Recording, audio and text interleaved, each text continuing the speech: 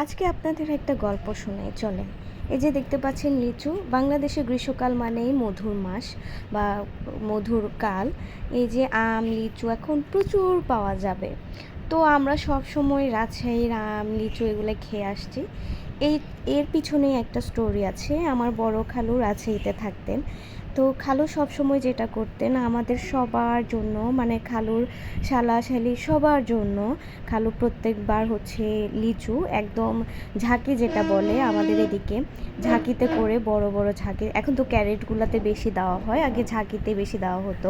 সেই ঝাঁকিতে করে আমাদের জন্য এক ঝাঁকি করে লিচু, তারপরে আম পাঠাতো 2-3 বার করে।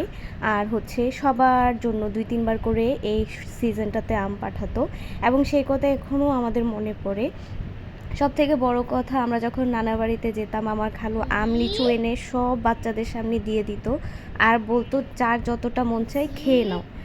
তো আসলে এখনও আম লিচু আনলে ওই কথাগুলো মনে পড়ে সব সময়, যে আসলে এটাও একটা শৈশবের স্মৃতি। আর বাংলাদেশে মধুর মাস, মধুর কাল হচ্ছে গ্রীষ্মকাল। আর এই আমাদের বাসায় আনা হয়েছে 1 ক্যারেট লিচু, যেখানে প্রায় 500 লিচু আছে এখানে। তো আমার ভাগ্নিরা অনেক বেশি পছন্দ করে, ওদের জন্যই মূলত আনা। আর আমাদের বাসায় এমন, যেহেতু ওরা ছোটো বাচ্চা আমাদের খুব আদরে, ওরা যেটা খাবে সেটা আমরা কেউ ওইভাবে খাই না।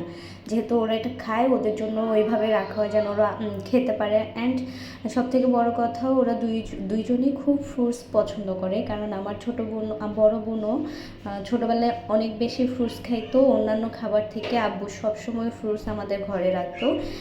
এটা ওদের মধ্যেও এসেছে, তো ভালোই লাগে তাই না, কি বলেন সবাই একসাথে হলে?